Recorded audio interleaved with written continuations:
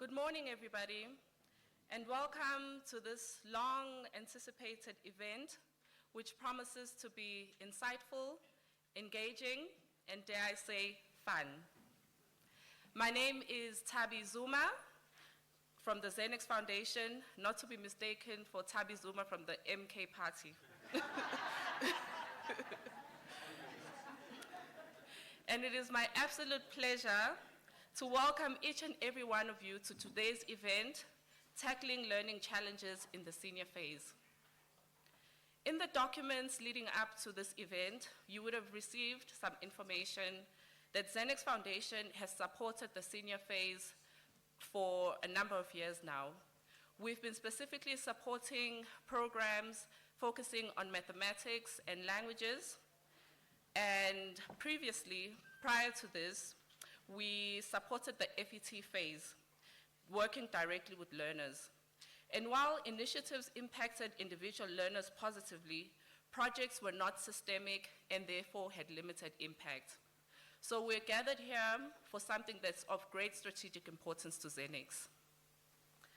Gail, our CEO, when she speaks, will take us more through some of the lessons we've learned through intervening in the senior phase. So about today, I know we tend to focus on problematizing issues. It's much easier to focus on problems, but today is not about that.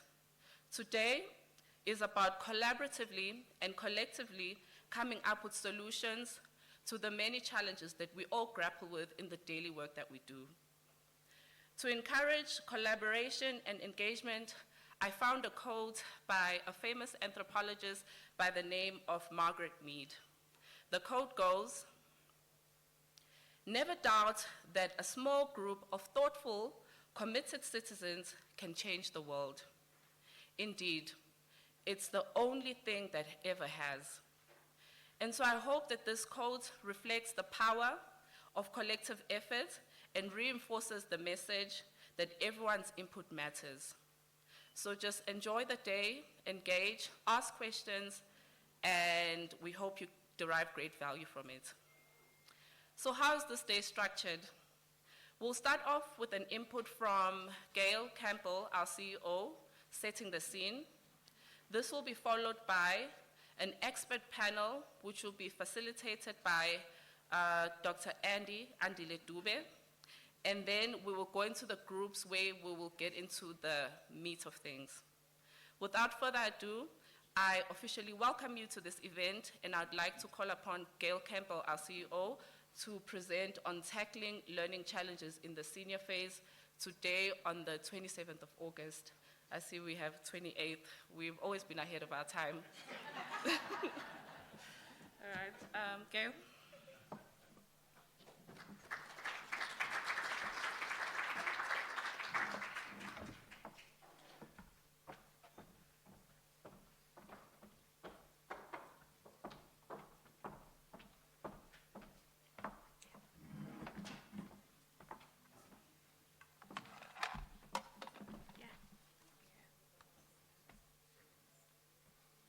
Okay. Thank you, Tabi. I feel like I'm going to be on an amazing race right now over the next 15 to 20 minutes. What I have to do in that time is consolidate 4 to 5 years of interventions, training sessions, coaching visits, sessions with learners, and then over 40 progress reports that have been submitted to Zenex and reports that we've submitted to the boards, and over 1,000 pages collectively of all the evaluation reports. So I'm going to try and let's go for it.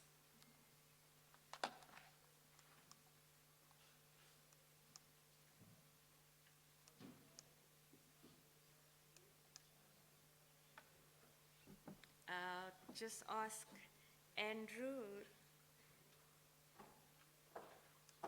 It's not.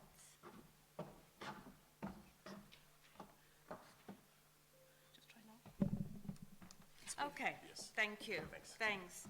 So Toby has told you a little bit about strategically why we're focusing on the senior phase. And yes, for just nearly 10 years, we did have a focus on FET, and that came with the priorities of the country at that time. We were all trying to look at improving the quantity and quality of maths, and at that time we worked in science as well, passes at the exit level, because that's what we saw our economy needed. We took some time to reflect on the evaluation of the projects that we were doing, and it was successful.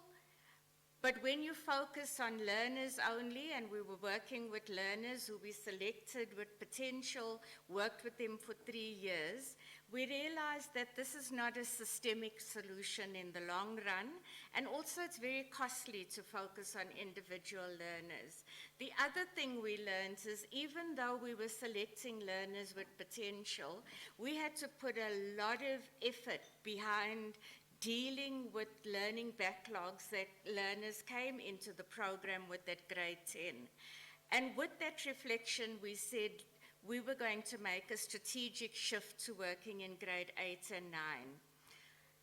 When we said we wanted to work in grade 8 and 9, we really wanted to look at addressing backlogs. And we had, I'm going to call it an hypothesis, that if we address the foundational learning gaps in mathematics, and we focused on English because of the language of teaching and learners, more learners will choose maths in grade 10, and then with that foundational knowledge in place, do better.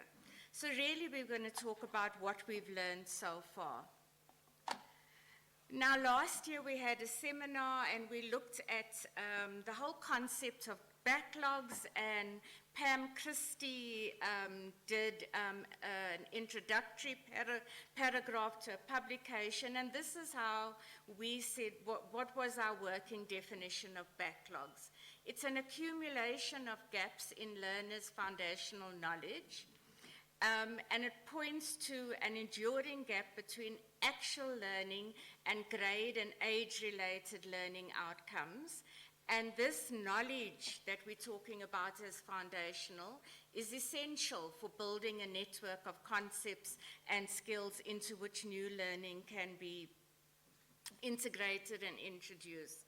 And of course, if we have the learner at the center of all we do, it's a complex interplay of factors, from quality of teaching, socioeconomic factors, resources, that switch to English that happens in grade 4 for about 80% of our children, assessment competencies and progression policies.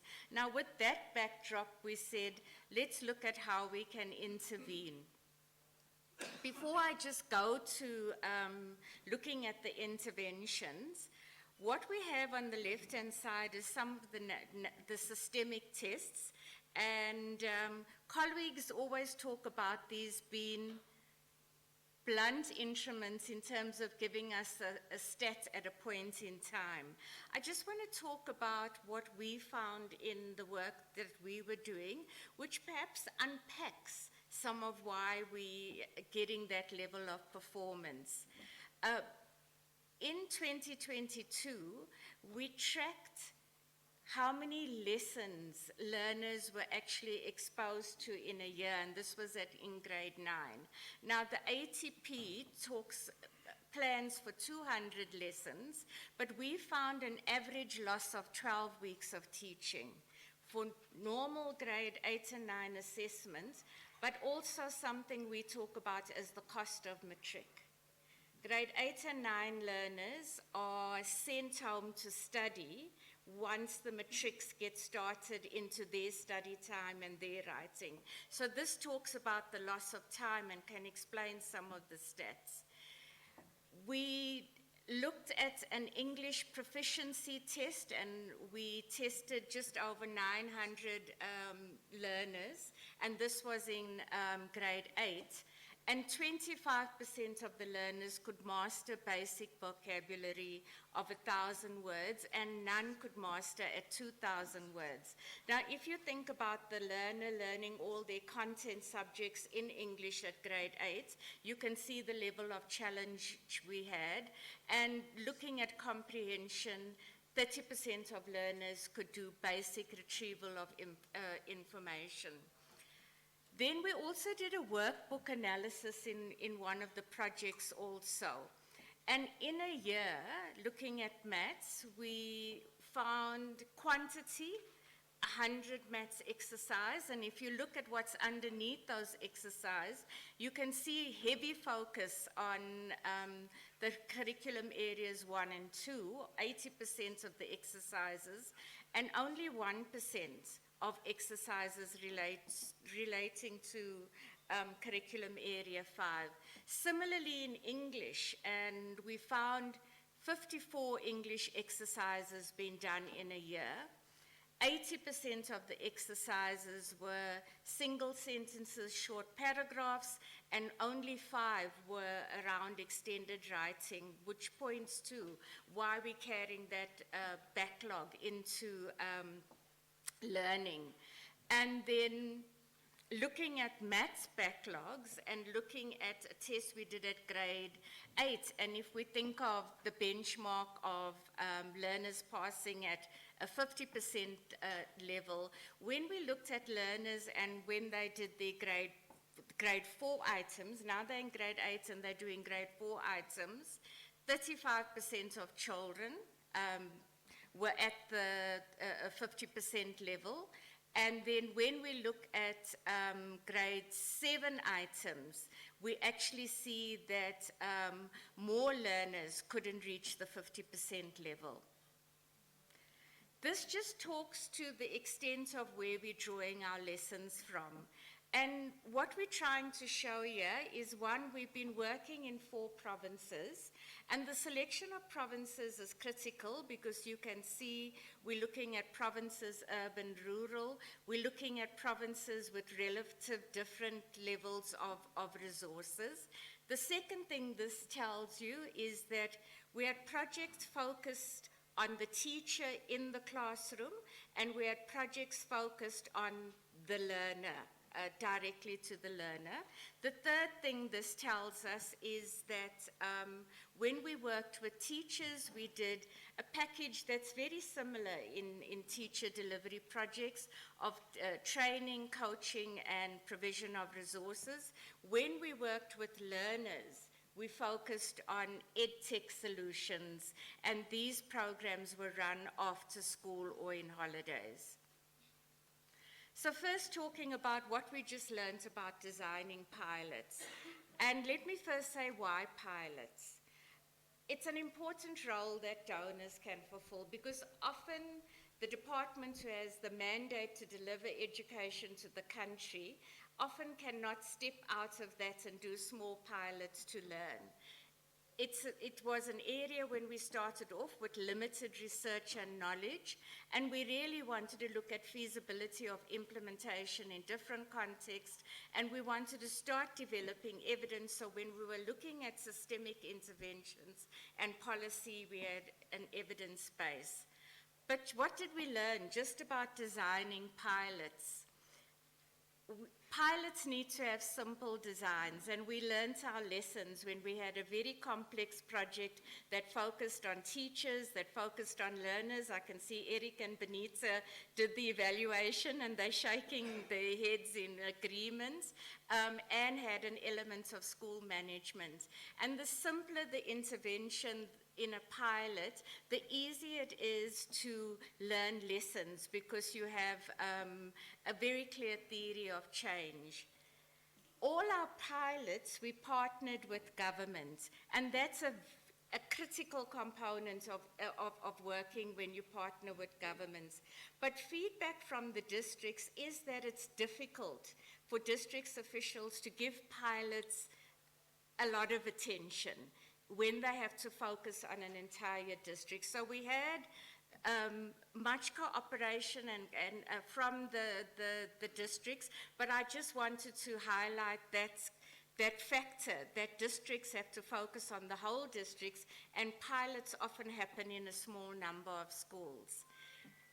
We really have to look at fidelity of delivery, and unfortunately some of these programs happened during COVID-19 and we had variable attendance, and that's why the fourth point, that frequent checkpoints, is so important, because if you're monitoring as a critical component of piloting, you're actually looking at the fidelity of the program delivery, because if it doesn't get delivered, you can't even start looking at outcomes.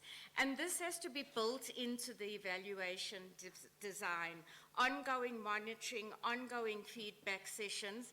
And for the donors in the room, it actually has to be built into the program costs of bringing together partners to actually talk about the findings from monitoring, and also the notion of flexible funding, because if you're monitoring and you're having that feedback loop, it also enables you to correct and pivot where necessary.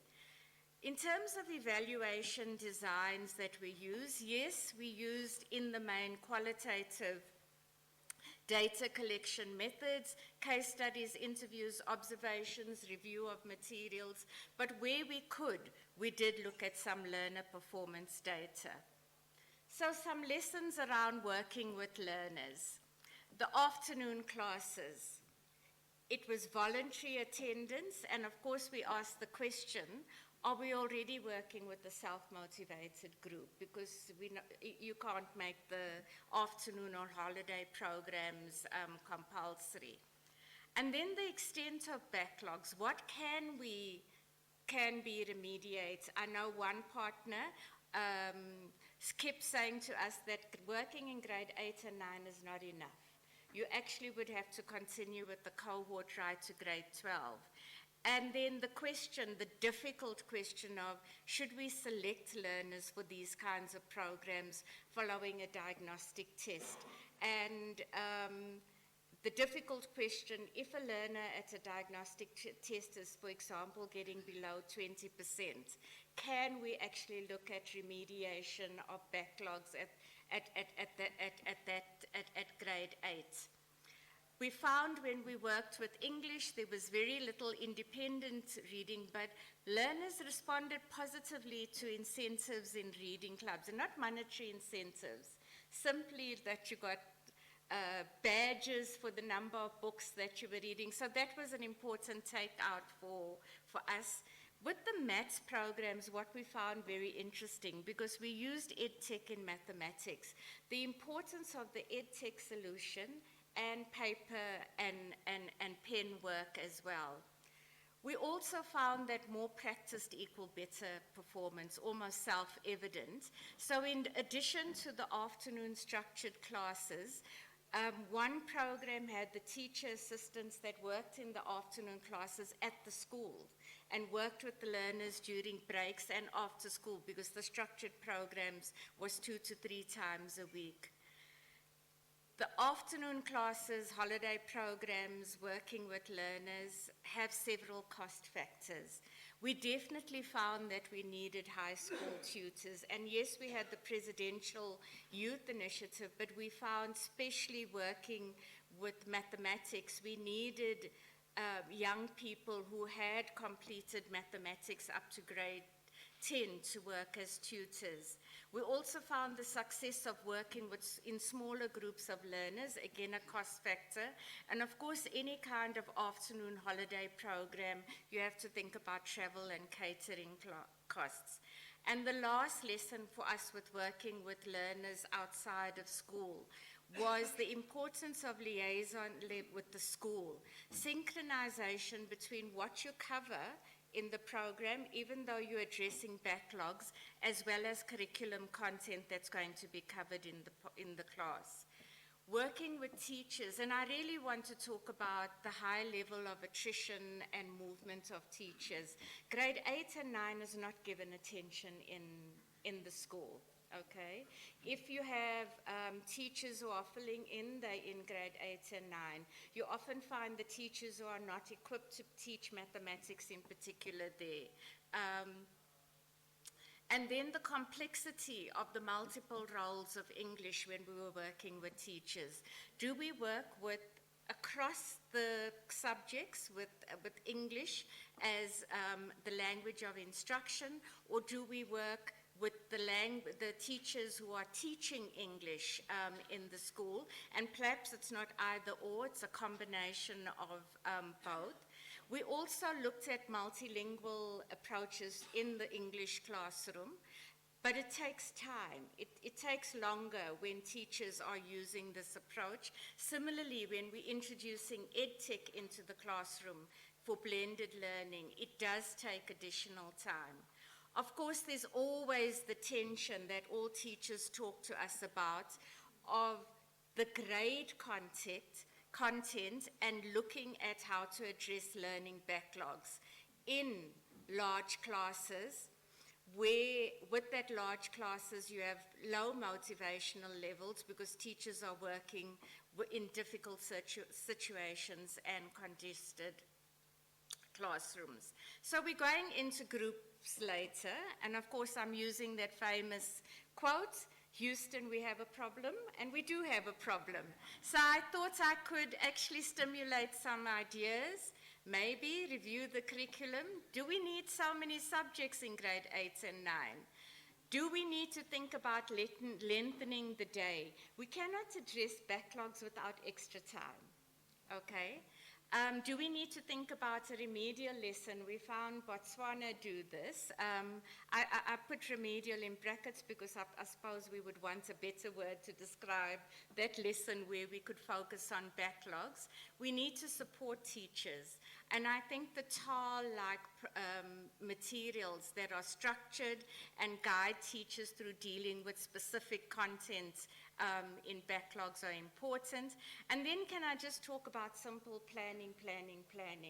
And Prof. Mary Metcalf has raised this in her advisory, National Planning Commission, just how we deploy teachers.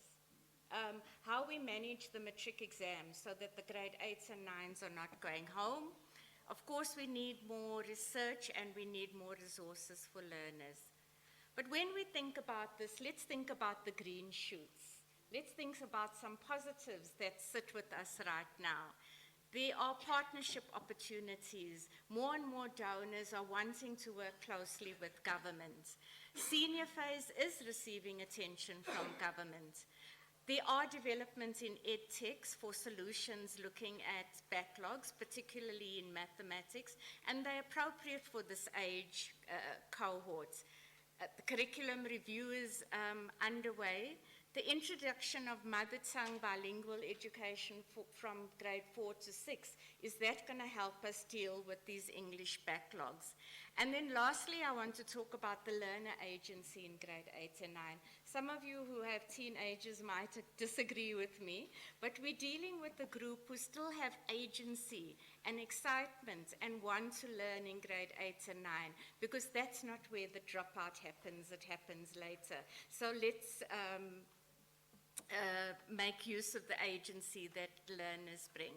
Lastly, this is just some of the NGOs we worked with and the evaluation teams, and I especially want to say thank you to the NGOs.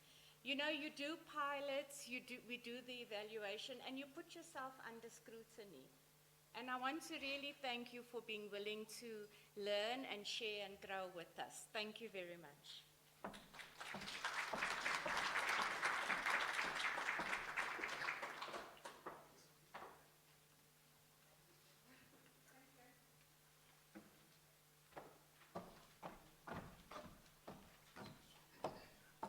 Thank you very much, Gail, for your presentation. I think we can all agree that you successfully condensed over 1,000 pages of research reports and evidence that we have into something very concise and something we can build on when we go to our commissions. So without further ado, I'd like to invite our expert panel to please come to the front. And Andile Dube, who will be facilitating this, will introduce the session, and we will have an opportunity for questions and answers after.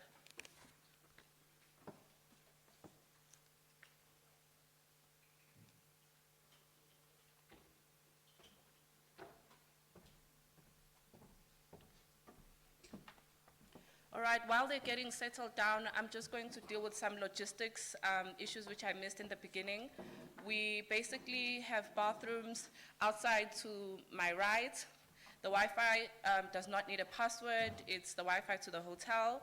And I will give further instructions about where we go after this panel. Thank you.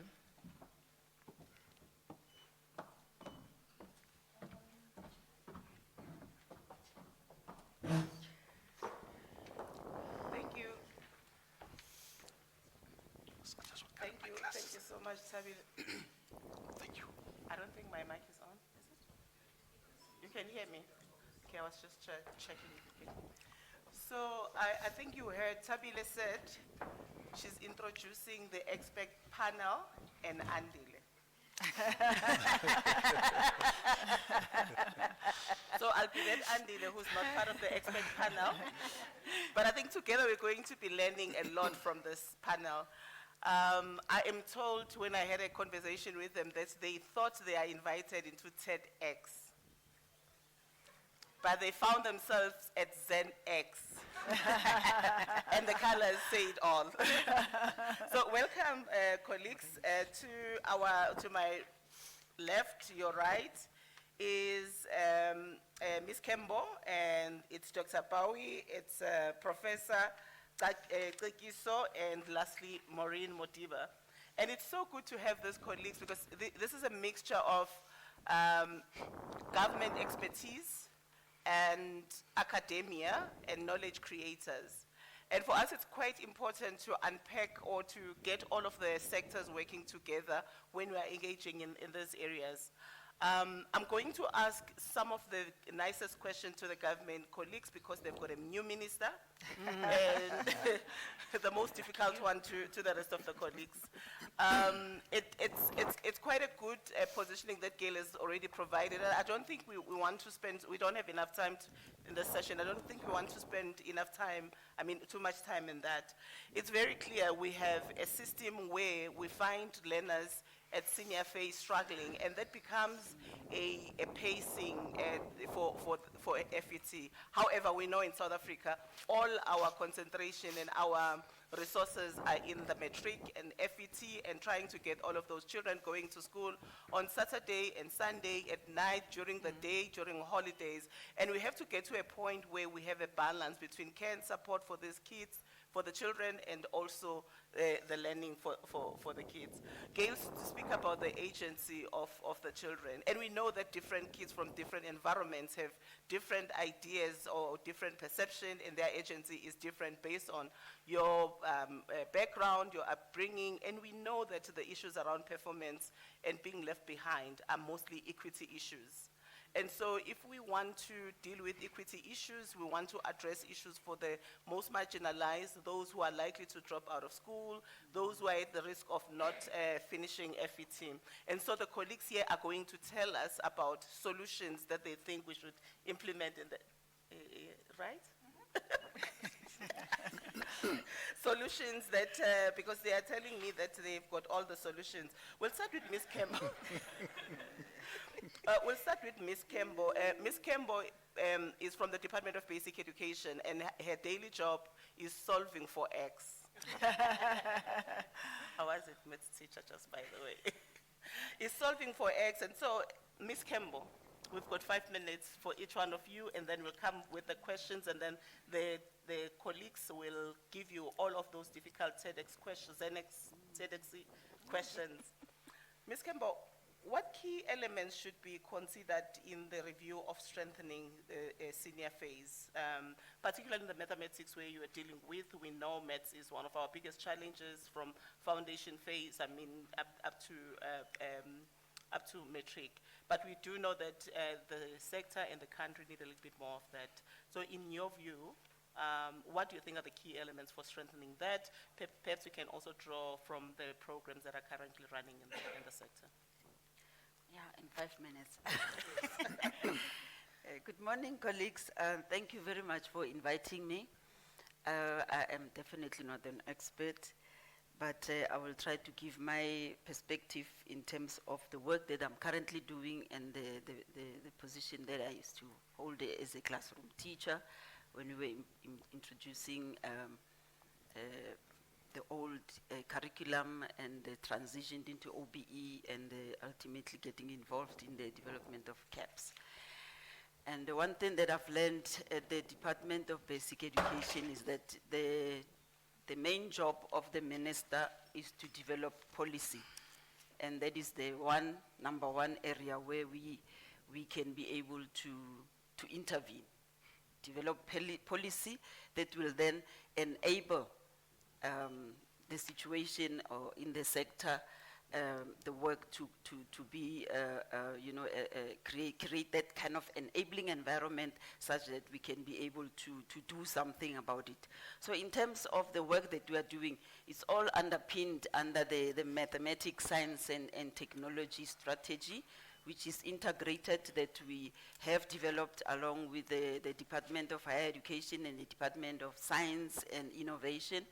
And in it, we've got 4 strategic aims, and that allows us to be able to intervene at the point of policy, because strategic aim number 1 looks at curriculum innovation, curriculum interventions, and you look at the curriculum. How is your curriculum structured? Is there a need for an overview? So we need to consistently keep our eye on the curriculum.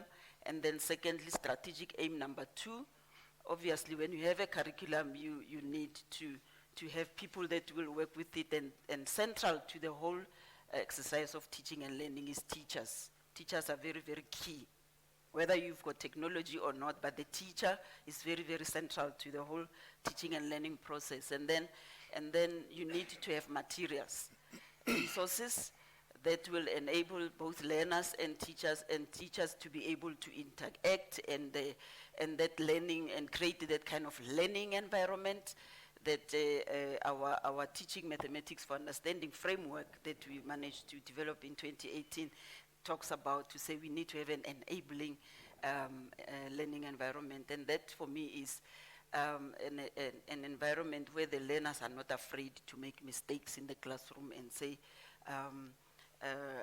you are afraid that you are going to get the wrong, the kind that the environment that we grew up in. An enabling environment where the errors that the learners do make becomes an opportunity for the teacher to intervene. And as we talk about important things like assessment for learning, assessment as learning and all that. And then the other most important strategic aim is on the issue of strategic partners. And the family or the parent is the first support of the learner. And then we grow into the partnerships, and people like Gail, who will come up with clever ideas of how they can be supporting the department, because they've got some dollars in their hand pockets. So when we zoom into the key elements for senior phase is a very it's in the middle. Now you go from foundation phase, intermediate phase, and then senior phase, just before you, like that last bridge that you now need to get into the FET phase before the learners start their life. And we find that there's challenges, lots of challenges. But one thing that we have done, because we intervene at the point of policy, when we inherited, when I got involved, I remember Anna Brombacher was involved in the whole assessment standards, the RNCS, and when we were given the brief to look at the RNCS and intervene and come up with the CAPS, and how we were going to be structuring it such that it can be able to assist the learners and the teachers to intervene perfectly. So then we found that there were challenges in terms of how the interpretation, if you have been in South Africa for a long time, that interpretation of OBE and what happened when we were working with assessment standards in RNCS, and now the transition into CAPS, such that the teachers now needed to be confronted with content, and some of the content that was ultimately then agreed on in terms of the CAPS in foundation phase. I think it was too much. because the policy document of foundation phase is big, but there were contestations and the senior phase and the intermediate phase.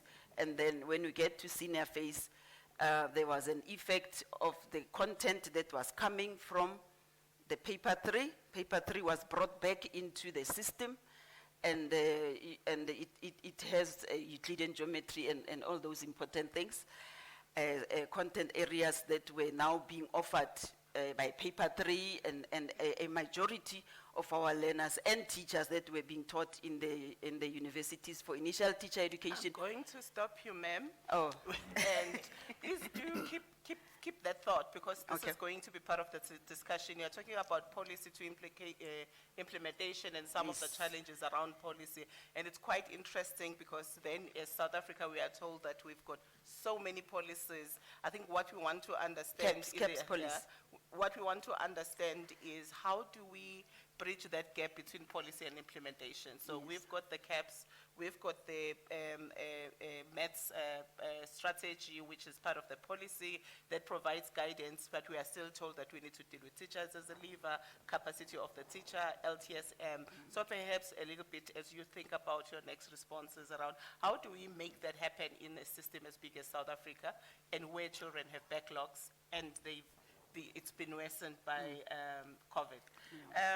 Dr. Bowie, you know, we've got learners who are below grade level, and from foundation phase, we realize that they are learning, their learning is below grade level. And I think this is one of the biggest challenges in South Africa, because maths is a cumulative subject. You can't learn the next if you haven't, and that might be applying in the languages. In your view, what do we need to deal with to build the foundational knowledge and make sure that we bridge that learning backlogs? We deal with those backlogs that, you know, are systemic and they come from maybe grade R or even pre-grade R. Okay, and I think that there's a number of things here, and I think that while we're talking about bridging the learning backlogs and dealing with curriculum content, we also need to very importantly talk about making sure we also build a sense-making approach to mathematics alongside that. So that is all considered together.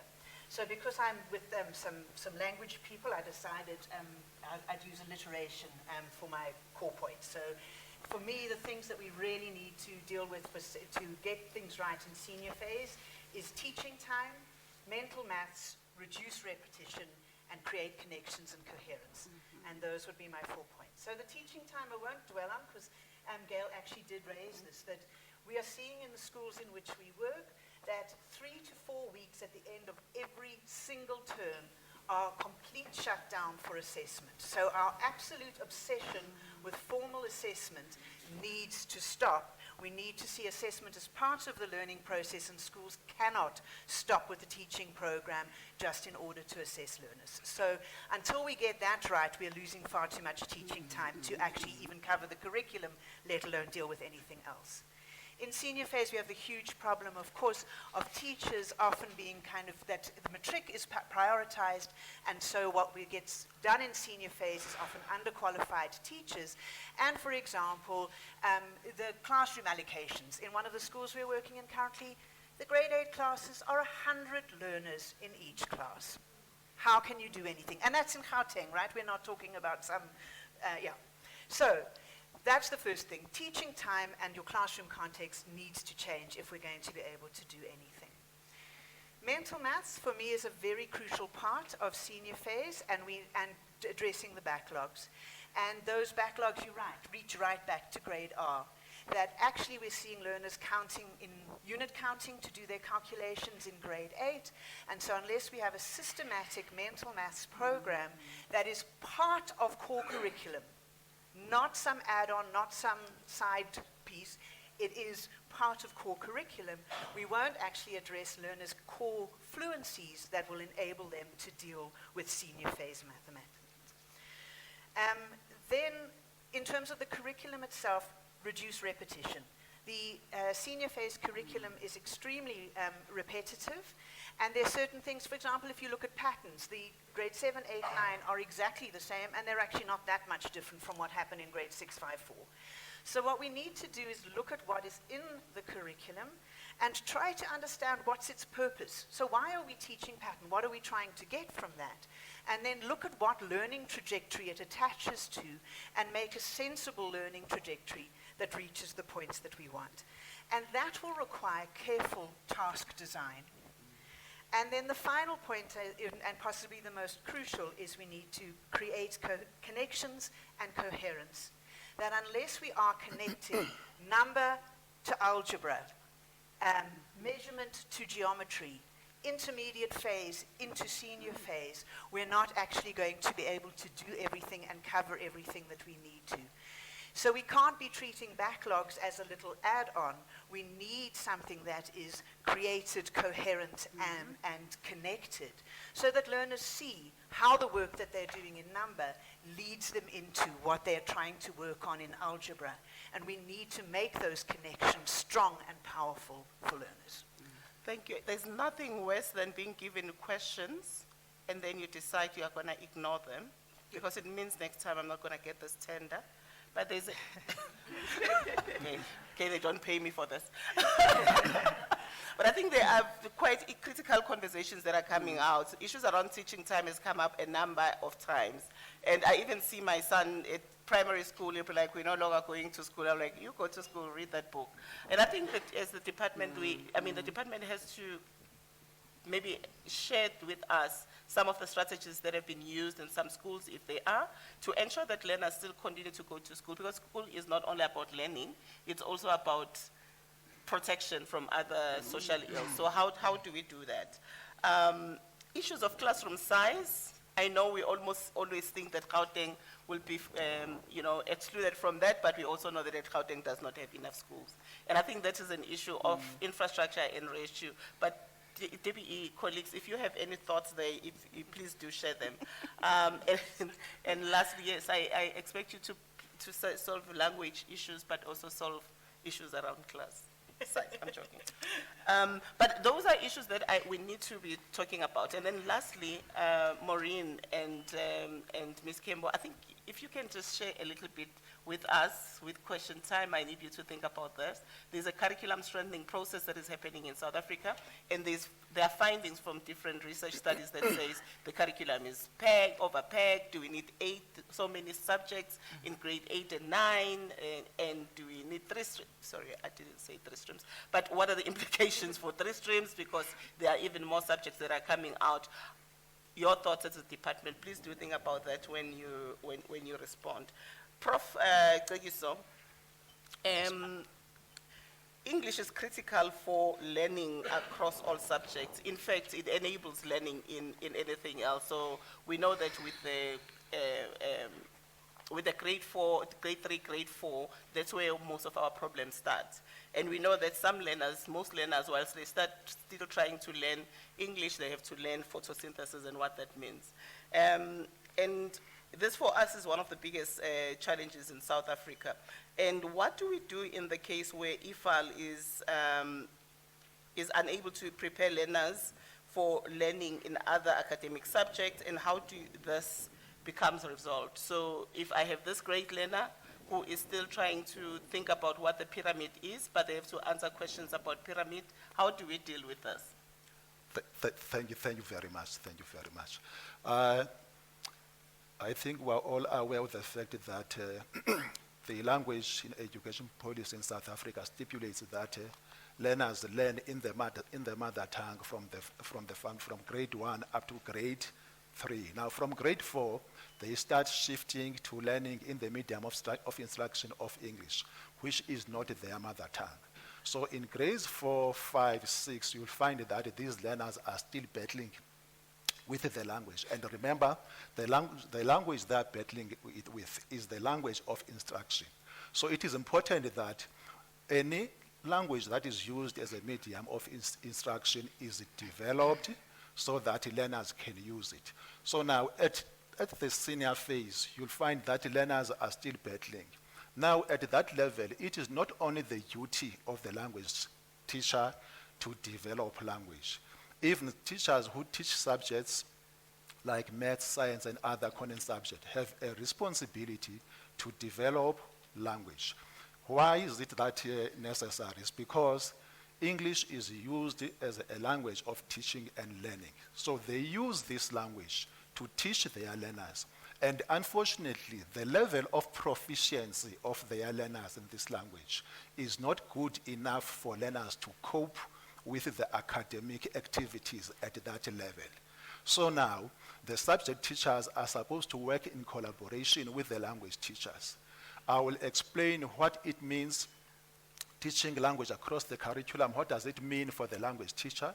And what does it mean for the content teachers?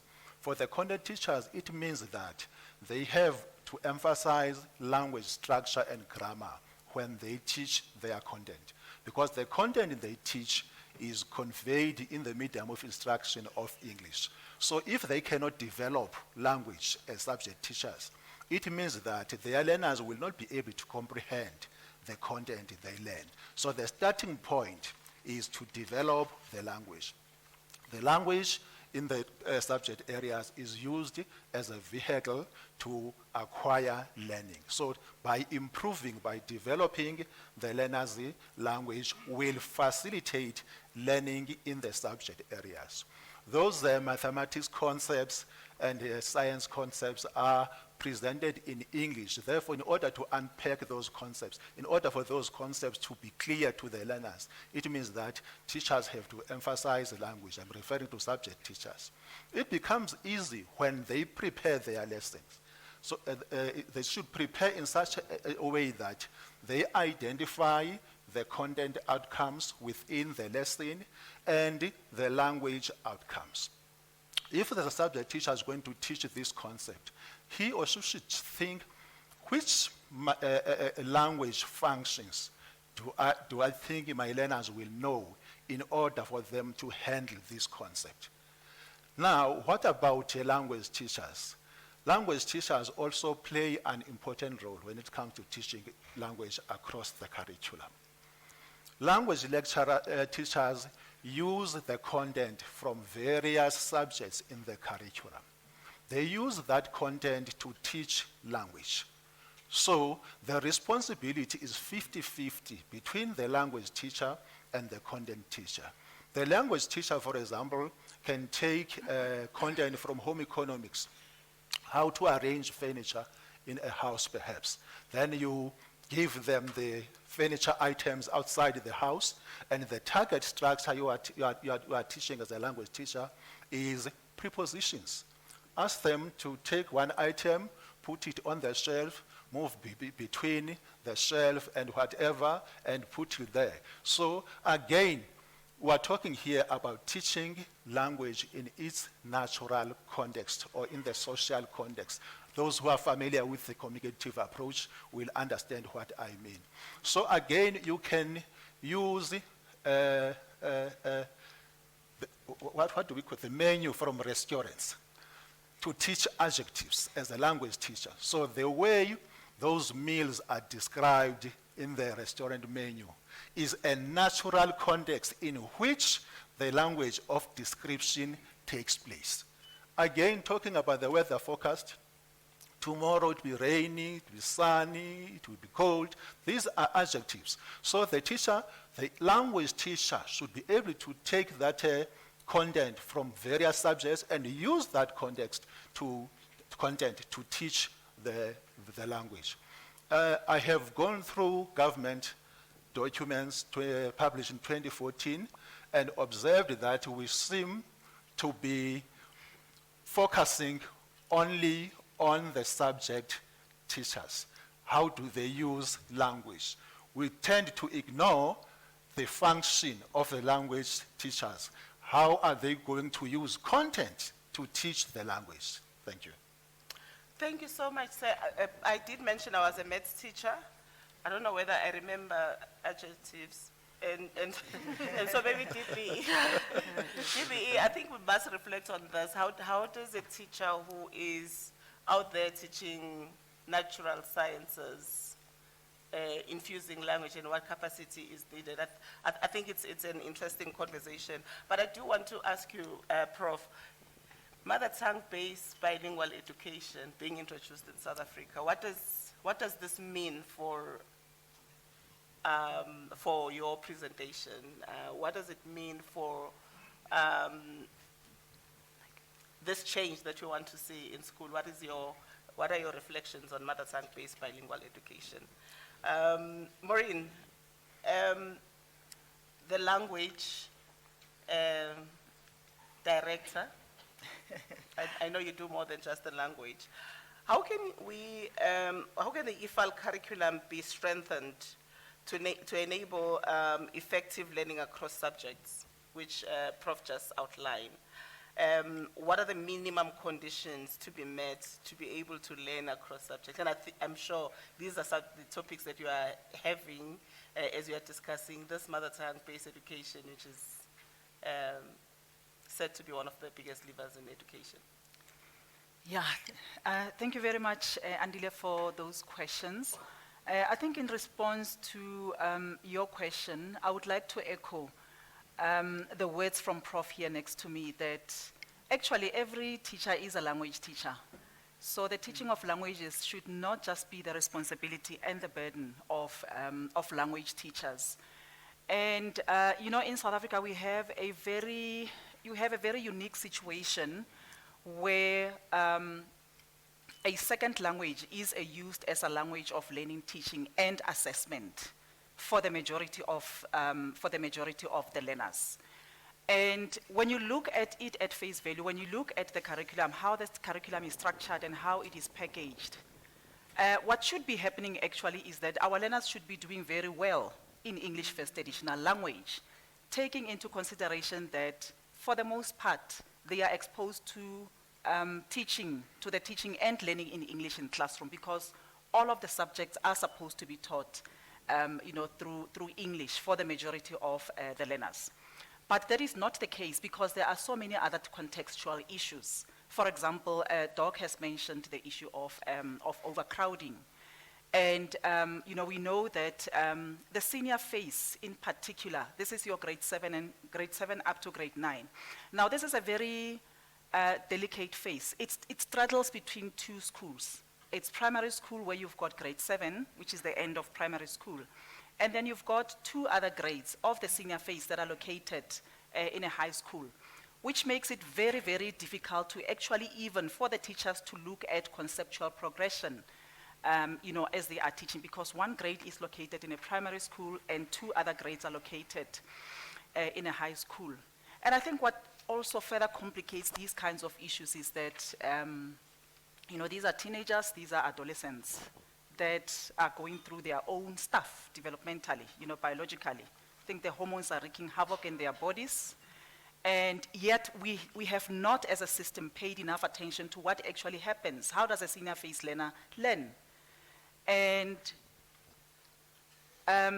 when you also look at you know, issues of learner performance, even schools that you know, like your quintiles 1, 2, and 3 schools that are, you know, classified as catering for learners from poorer backgrounds. When you look at learner performance in grade 12, it does not correlate with learner performance in grade 8 and 9, you know, because we know that for the most part, more attention is being paid to the grade 12 learners than to the grade 8 and 9 learners.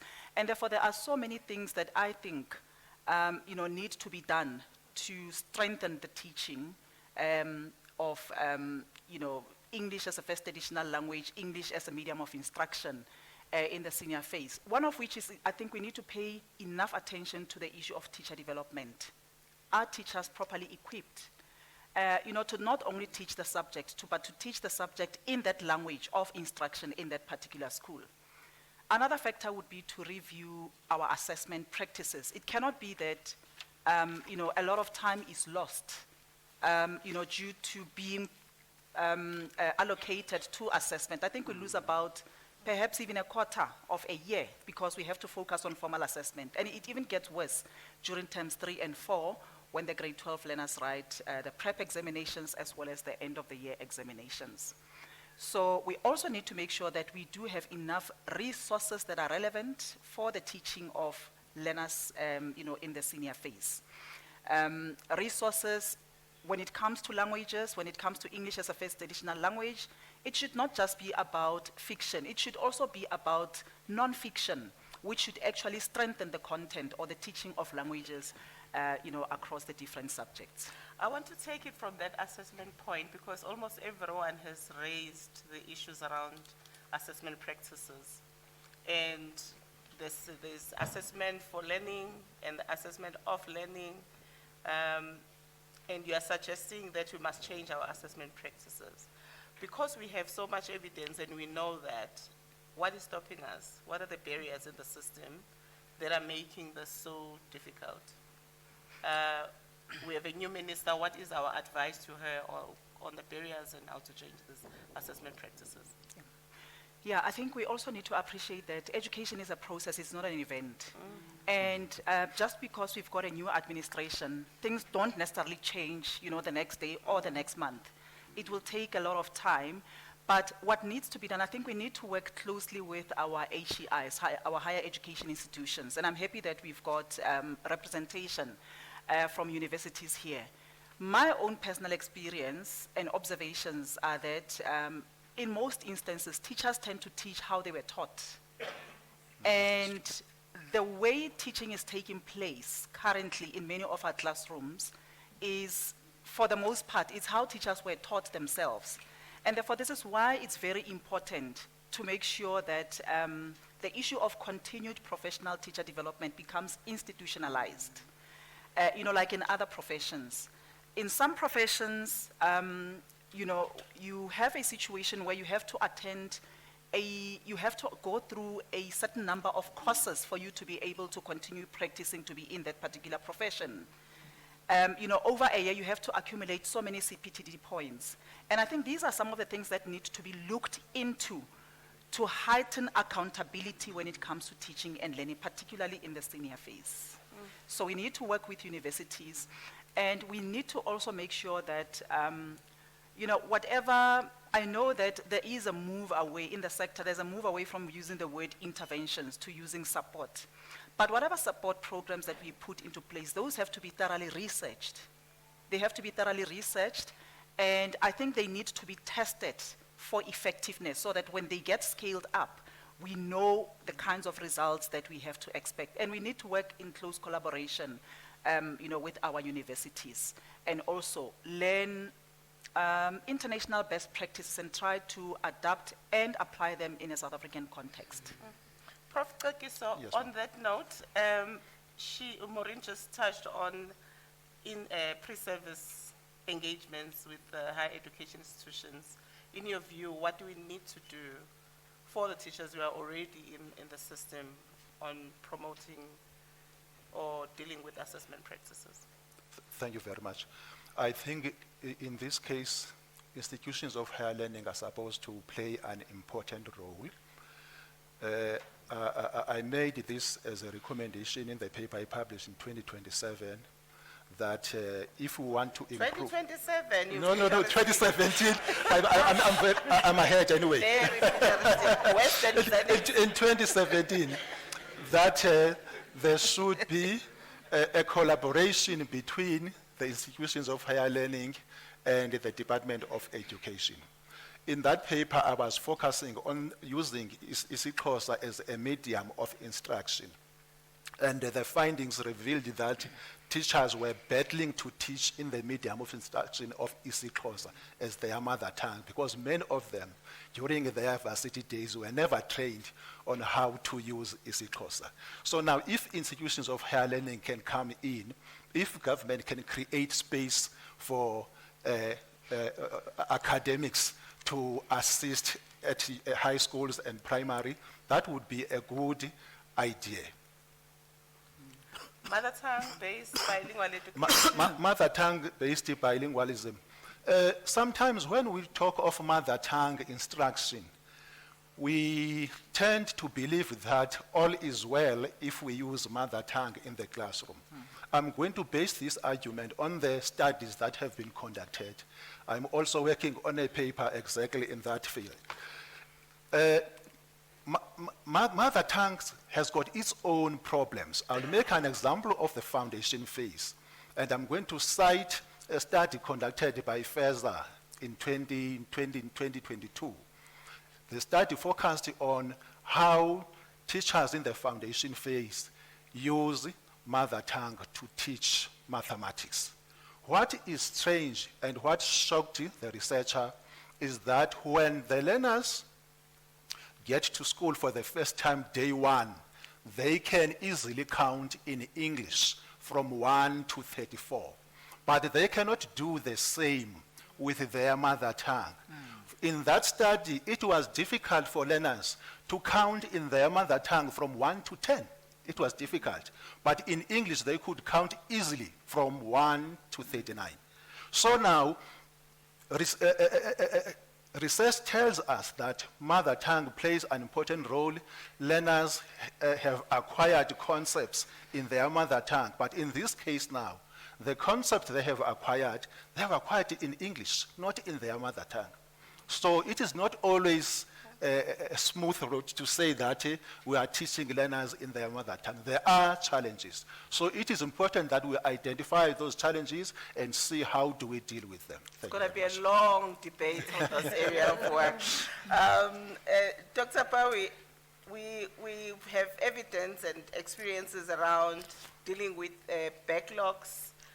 Gail's presentation says we extend the school day. Good luck with the unions.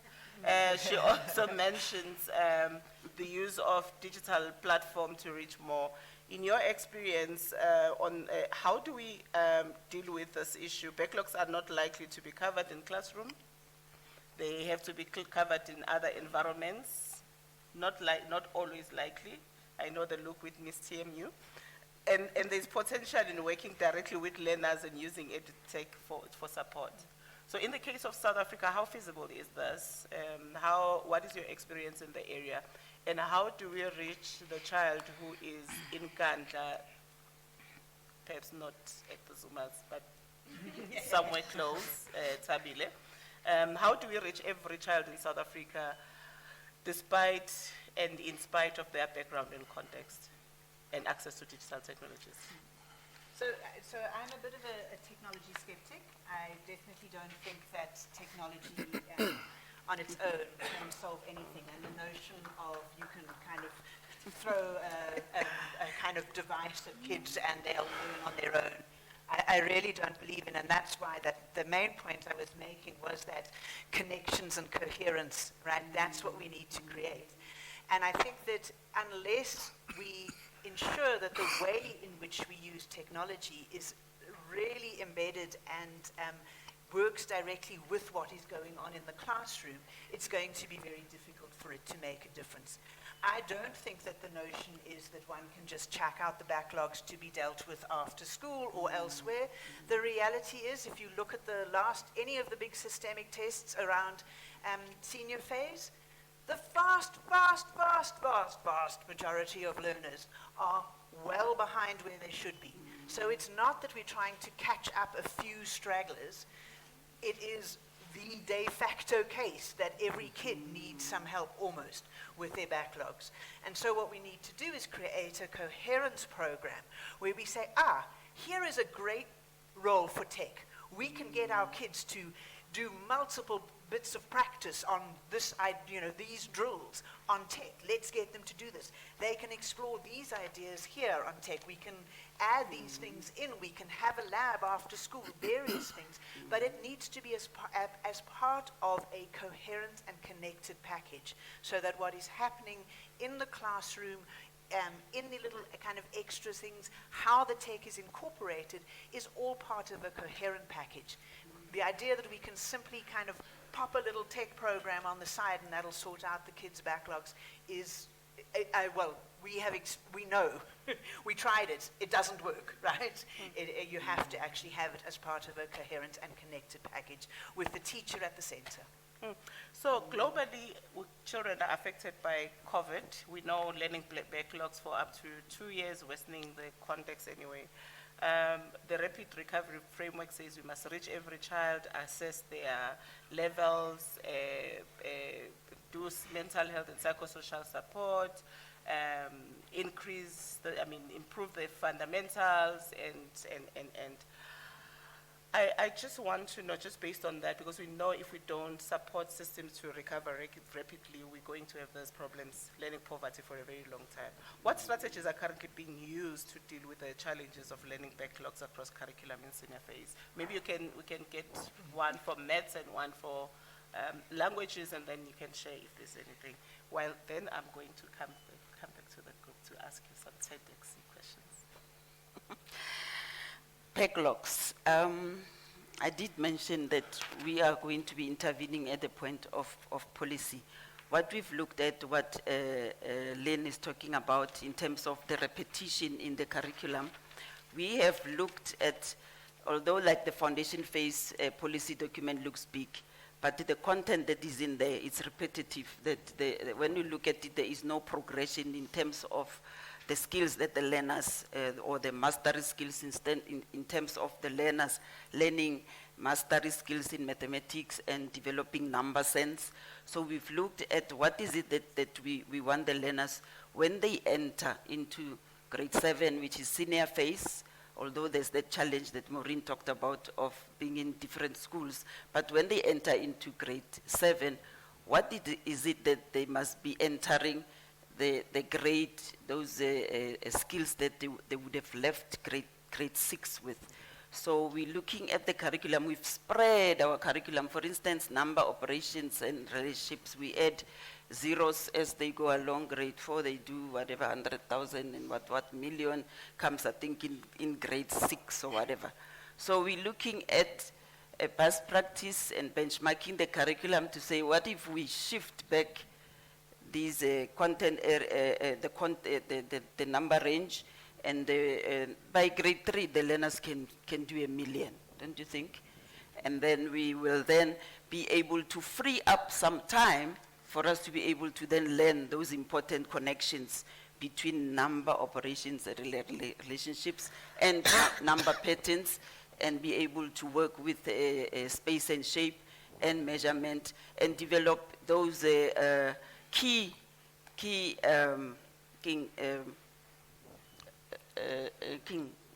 skills, mastery skills that they need in senior phase, especially in terms of algebra, geometry, and measurement. Because we've looked at the time allocation, we've looked at how the policy document is, what is creating the gaps, is even how the curriculum has been structured in such that in term 1, the learners, they do a particular content area and they start it, and then in term 2, then they go a little further. They're supposed to, but they never get there. So the teachers keep on starting where they left off in the last term because they want to catch up. The children can't remember and all that. And they never get to the content that is in term 4.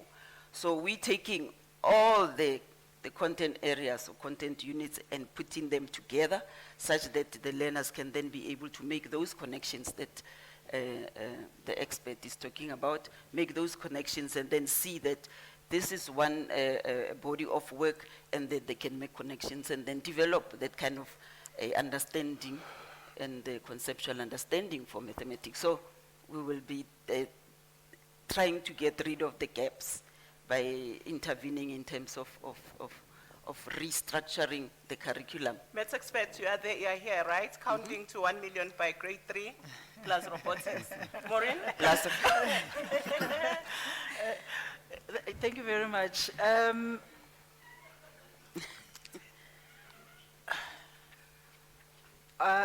Yeah, in terms of addressing the backlogs, I think it's also important to appreciate that education is a concurrent function.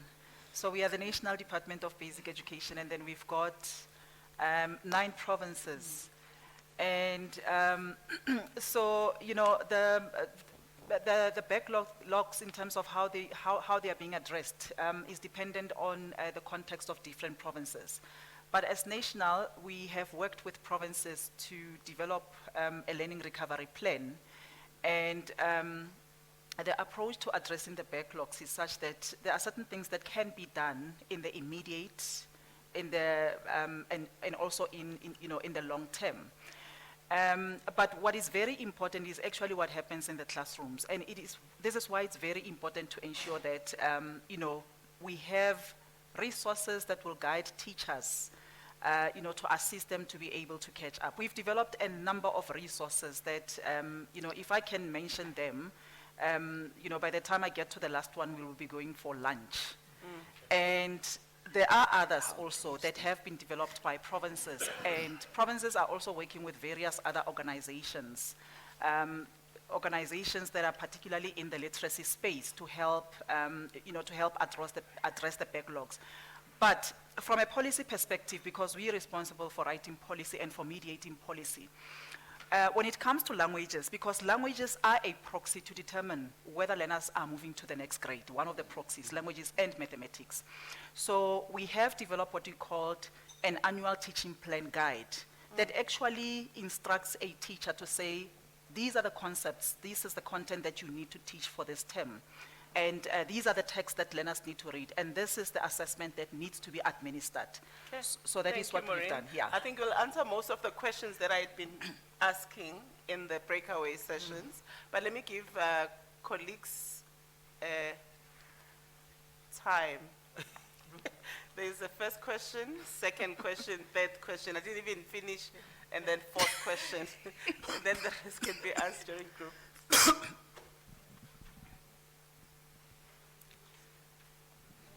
Seth, over to you. Oh, Mike.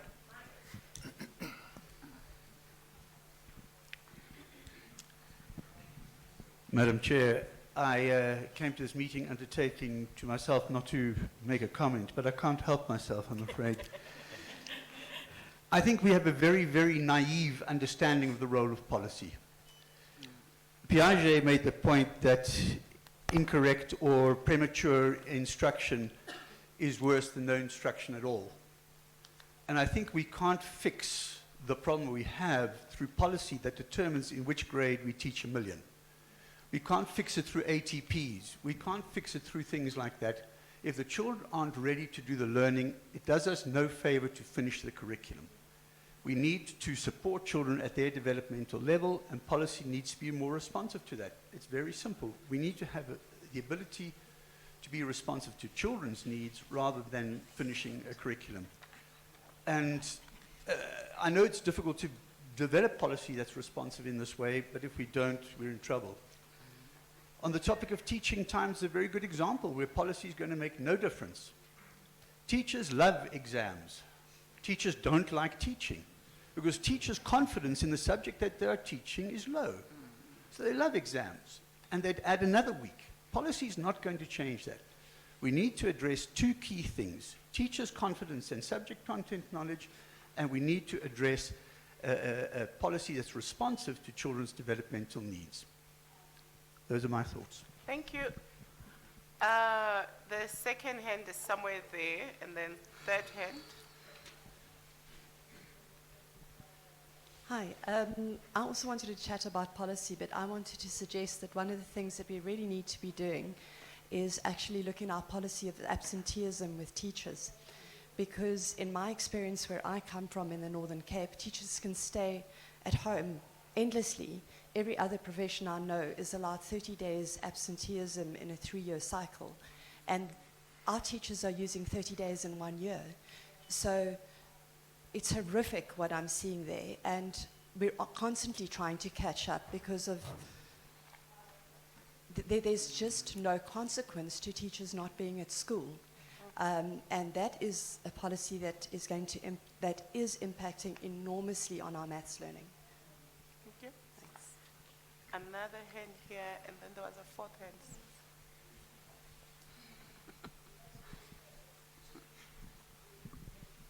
Good day, colleagues. I think mine is a very simple and basic one.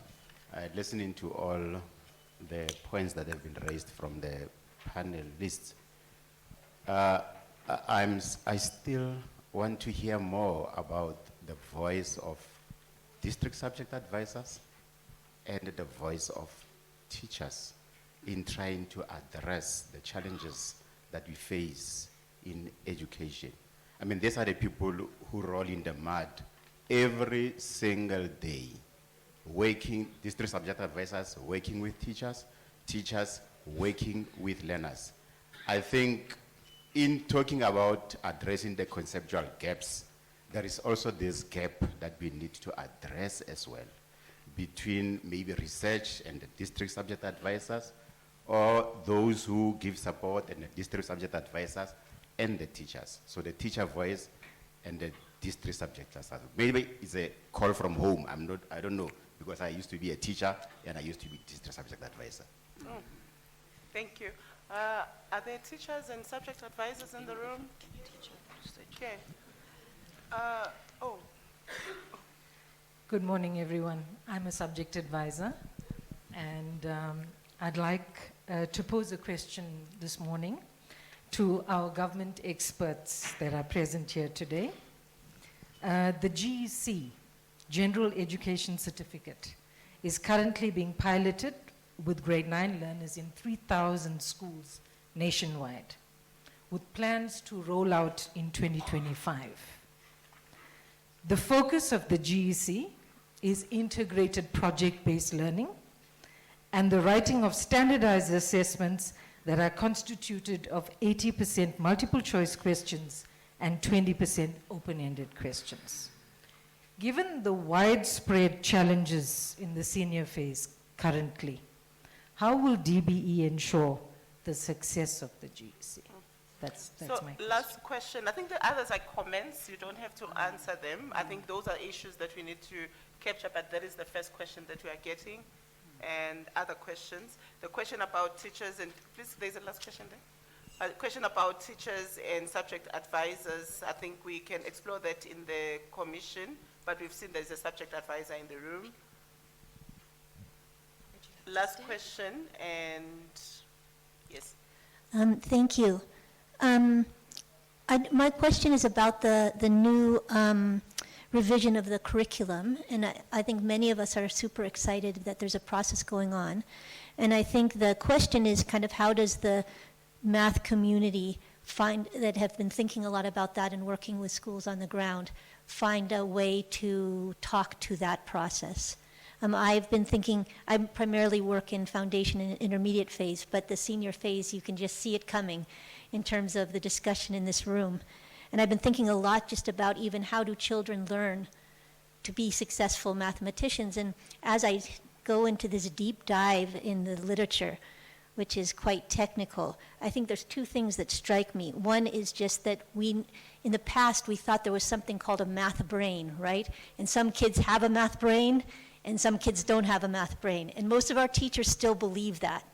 And what we've actually found is that there is no such thing as a math brain, that there's actually connections between the language and the visual and the emotion and the motive, that when they're connected as a whole, they create a child and a person who is able to think mathematically. And the other thing that strikes me is that they say that this development of connections in our brain happens very early, and that once we start counting in ones and we don't abstract beyond that, it's very, very difficult to shift at grade 8. And so I think there's ways of thinking about this new curriculum change that gives our early grade teachers much better chance of creating meaning making early on and not racing them so fast. Actually, grade 1, 2, 3 is... Can I stop you right there? We'll take the question. Okay, so And my then I question think is... if we can have this discussion in the commissions, because I think that is very rich. But we'll take the question around curriculum strengthening or curriculum review. It's one of the main questions also here. Your thoughts around curriculum strengthening and involvement of the experts, and then the second question around the GEC. Yeah. I think that one is for you, because I think you're involved in that process, right? Yeah, please. Yeah, in terms of curriculum strengthening, the DBE has embarked on the process of strengthening the curriculum. And I must say that this is not something that we thought of last year or 2 years ago. It has long been coming, and those of you who have been following the developments in basic education will remember that around 2016, 17, 18, we started with a review of Section 4 of CAPS. And the reason why we did that was that there was a concern from different sectors of the community about over-assessment in the curriculum. And we worked with the teacher unions as well as the other stakeholders to look at areas of overloading in terms of the assessment, and we reviewed that. And then by the time we had to implement the reviewed section 4 of the curriculum, we couldn't get around to doing it because it was 2020, and then we had to review the entire assessment regime. So we never got to implement that reviewed section 4 of CAPS. But the plan has always been that we start with assessment, and then we move towards the content. So now, we have developed a competency-infused framework for the curriculum. We are working on that. We call it the curriculum strengthening. And I know that there have been some high-profile people in the media saying about the review of the curriculum. But as far as I know, we are strengthening the curriculum, which basically means that we're looking at where the gaps are and how do you also, because new subjects have been introduced, new streams have been introduced, how do we have those listed in the curriculum? Other languages have also been introduced. So it's all about ensuring that our curriculum is compliant with the 21st century skills, and that we are more focused on competencies and less on knowledge, because knowledge can be accessed through Google, so we need to focus more on competencies. Thank you. I think there's a long conversation that we have to have around curriculum review and curriculum strengthening, because what we are understanding right now is whilst the sector thinks it's a review of the curriculum, it's actually the strengthening of the curriculum. No, it's a review. It's just a euphemism. Yeah. So in the case of South Africa and what the department is doing, that's where we need to have that discussion, because we understand. If the government's word was saying we got it wrong, but we don't want to admit it. Again, as I say, there's a long discussion that has to be had, because the sector is talking about the review, government is talking about strengthening. Yeah. Over to you, ma'am. What am I answering? GEC? Yeah. Okay, the GEC certificate, we know the old stress and the National Senior Certificate drama. In January, when everybody doesn't have anything to do, they're focusing on their matric results, and everybody has got an opinion and what. So we have looked at what the processes of, churning, learners out of the system as soon as they reach the institutions of higher learning. They cannot be able to cope because they have been sort of microwaved into passing the National Senior Certificate. So they say that caution has been that those alarm bells are there in terms of looking at having a grade 9 general education certificate, education and training certificate, but making sure that it doesn't mimic what is happening at grade 12, where there is the summative assessment is running ahead of the curriculum, and there is little learning happening, that we are focusing more now on the learning part of GEC. And the pilot has been happening, it's happening in another branch, the assessment branch. But what I've gathered is that in terms of the whole curriculum review strengthening that we are currently working on. And for me, what I understand about curriculum review, because there is a reason why there's a fear to use the word review, because of the history that we have. There was so many curriculum changes that we don't want to go to see ourselves going there. So right now, the curriculum strengthening is going within the constraints of the caps that we currently have, and seeing how we can strengthen it by better organizing the content. Like I was saying, that the mathematics content has been designed in a cyclic way, and it doesn't give the teachers an opportunity to do that. So this requires, the GEC requires a lot of training of the teachers in issues of diagnostic assessment, and being able to use learner errors to be able to find opportunities of teaching and learning, and also being able to look at what is it that the learners can be able to do, and then intervene at that point and identify misconceptions, because most of the teachers are not at that level. So the GEC is being designed, that's why it's piloted, to make sure that we are guided by research in terms of what forms of assessment are going to be focused on, and the part that diagnostic assessment is going to be playing. So that whole research and evaluation and all that is being done by Dr. Polia's unit. And as to whether it's going to be implemented in 2025, I am not sure. So we'll stop this conversation right there, and I think it's a good segue into the commissions. Thank you very much, colleagues. We have had quite interesting conversation, but we have questions that we have not addressed, and I hope you are able to stay and address some of those questions Yes, to we the will. commission.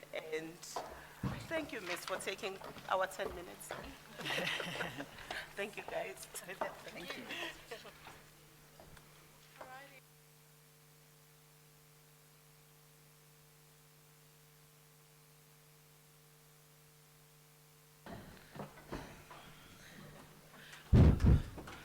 All right, let's give them a round of applause. So I suppose what's really coming up is we're sitting here are the people who are really concerned about the senior phase and some of the issues there. So as we engage passionately, let's continue to still be very mindful and respectful to each other's perspectives, but we appreciate the passion and the engagement. I'm just going to wrap up on this conversation, which was really, I think what was encouraging is seeing some of those common threads, such as policy, the capacity of teachers who are in the system, thinking about curriculum and how it can be strengthened or reviewed, creating an enabling environment for learning to happen, as well as some of the contextual issues that have been identified. I also want to pick up some punchlines which struck me. For example, sense-making approach to learning math, and I hope we can really talk a lot more about that in the commissions from the experts whose daily job is to really resolve the issues around maths. I was also struck by the other punchline, which is developing language is the responsibility of both the language and content teachers. So here's a conversation to pick up on in the commissions when we're really talking about how will learners be proficient in English and languages such that they can appreciate the academic content which they're responsible for. And then the last punchline, which I loved, was education is a process and not an event. So let's think about those processes that are going to get us to the best education system. I'm going to now talk about what's going to happen next. So I omitted to say that we have a hashtag going on, which is hashtag senior phase education. So I invite you, if you're on social media, to go on Twitter, go on LinkedIn, write a post about some of the things that are coming up, and our hashtag is senior phase education.